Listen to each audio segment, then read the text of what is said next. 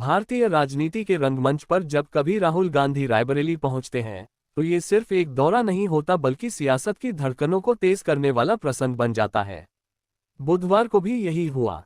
कांग्रेस के नेता प्रतिपक्ष राहुल गांधी ने रायबरेली में प्रजापति समाज के सम्मेलन से भाजपा और आरएसएस पर सीधा हमला बोला। उनके शब्दों में वह तल्खी थी जो सत्ता की नीतियों और विपक्ष की बेचैनी को सामने लाती है।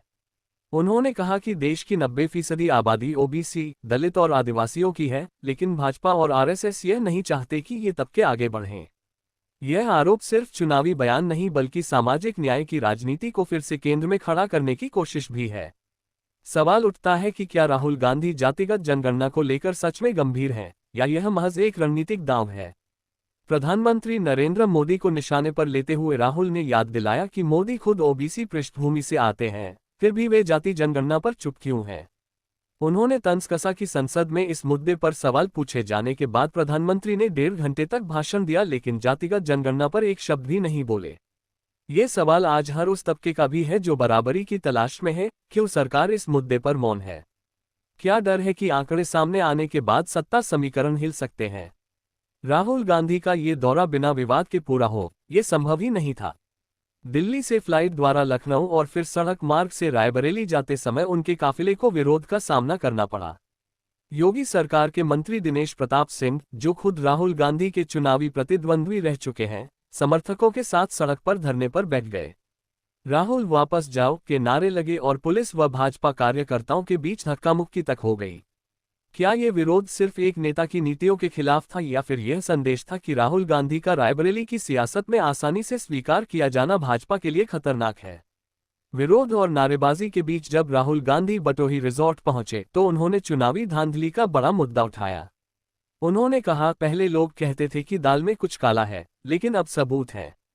वोट चोरी हो रही है और इसे रोकना होगा। चुनाव आयोग तानाशाही कर रहा है।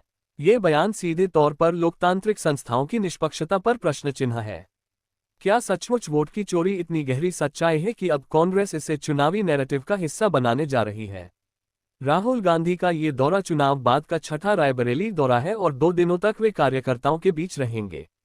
यह उनकी सक्रियता का प्रमाण है या मजबूरी कि लोकसभा जीतने के बाद भी जमीन पर पकड़ बनाए रखने के लिए उन्हें बार बार आना पड़ रहा है। उधर सपा नेता राहुल निर्मल बागी का लगाया गया पोस्टर भी चर्चा में है, जिसमें राहुल गांधी, अखिलेश यादव और तेजस्वी यादव को ब्रह्मा, विष्णु और महेश के रूप में दिखाया गया है। ये प्रतीकात्मक राजनीति अपने आप में बड़ा संदेश देती है। विपक्ष खुद को दबे कुचले तबकों का मसीहा बताना चाहता है, लेकिन सवाल उठता है, क्या जनता इसे सच मानेगी या इसे भी एक राजनीतिक स्टंट ही समझेगी? भाजपा प्रवक्ता आनंद दुबे ने इसे कठोर शब्दों में नकारते हुए कहा कि राहुल, अखिलेश और तेजस्वी राजनीति के इच्छाधारी हिंदू हैं जो चुनाव आते ही अपना रंग रूप बदल लेते हैं।